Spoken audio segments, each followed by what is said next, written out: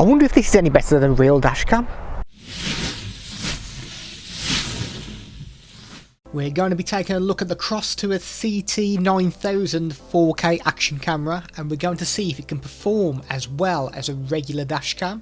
Crosstour have got a range of actual dashcams that you can purchase from Amazon. They all seem to have really good ratings as well, but I wanted to see if the action camera can perform as well as the dashcam, because if the action camera performs really well, then what's the point in buying a dashcam? If you're interested in the previous review of the Crosstour CT9000 4K action camera, then the link is in the top right hand corner of the screen.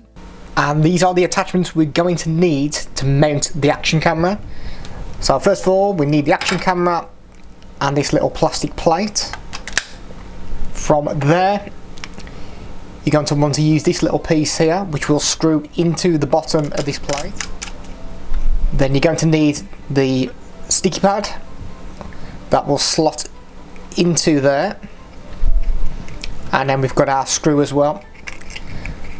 So we just make sure we can line the hole up there, and then we just screw it down.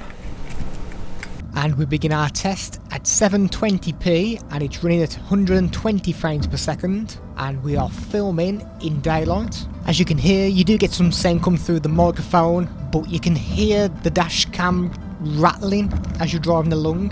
So just for this test, we'll leave the microphone on the action camera so you can get an idea of what the audio quality will be like.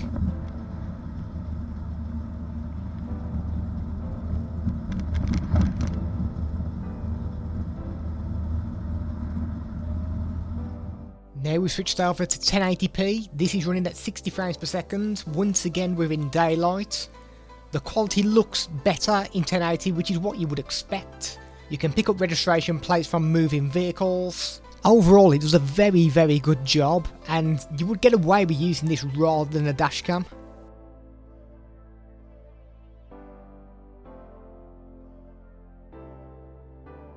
Now we're in 2.7K, running at 30 frames per second. Once again, it's daylight.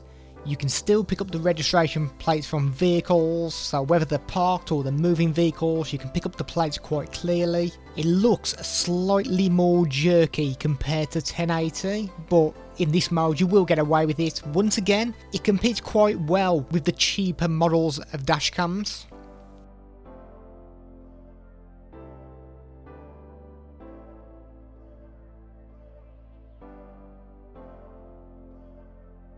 And now we're filming in 4K, this is at 25 frames per second. Once again, the motion looks slightly jerky as you're driving along. You can pick up registration plates, but even though you're in 4K mode, it doesn't seem quite as clear as when it was in 2.7K or 1080p. So if you're looking at using this as a dashcam, I probably wouldn't use the 4K mode. I'd definitely go for 1080 or even the 2.7K.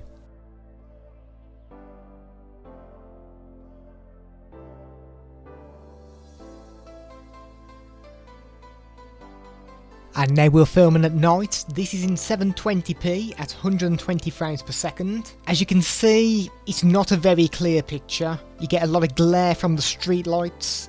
You won't be able to pick up registration plates unless the vehicle is directly in front of your vehicle. It's better than using no dashcam at all, but the Crosstour really does struggle with low light situations.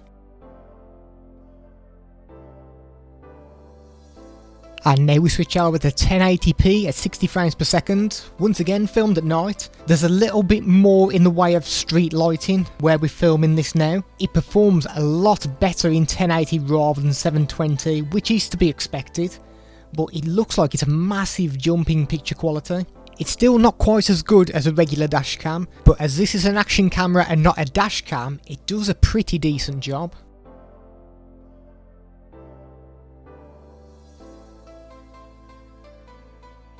And we're using 2.7K now at 30 frames per second.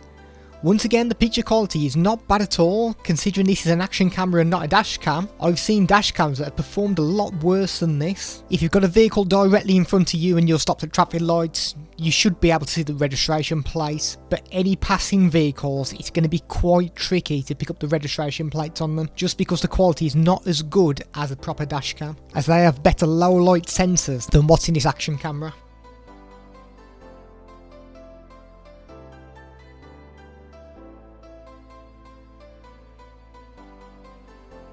And we're finally at 4K at 25 frames per second. Once again, picture quality is not too bad considering it's an action camera. The image quality is slightly more grainy on 4K rather than 2.7K. Once again, you'll struggle to pick up the registration plates, all because of that low light sensor that's in this action camera. It can't quite compete with a decent dash cam. So once again, for nighttime, you're probably better off going for 1080p or the 2.7K.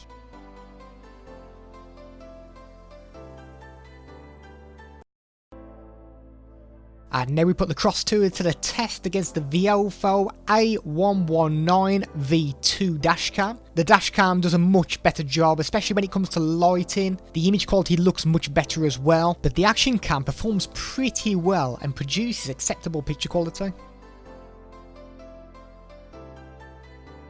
But this is where the Crosstour begins to struggle. Once it's at night, as you can see, the dashcam performs way better than the Crosstour camera. This is all to do with the low light sensor that the dashcams have, that the action camera hasn't got. Once again, the picture quality is reasonable on the action camera, but it just can't compete with the dashcam. Something to remember with this action camera as well is that your memory card that you use makes a big difference as well. So for example, we've got this Kingston card, which is a class 4 card. You will not be able to get the full speed out of the action camera using this card. I'll give you a quick example. And we've also got the Samsung 128GB Evo. So if we put the 4GB card into the action camera, if we go to our settings tab, so tap the front, I think it's 4 times, go to settings, video resolution. Can we see we've got some grayed out options there? So we can't do 1080p at 60 frames per second and we can't do 720p at 120 frames per second. Whereas if we switch over to the Samsung card now,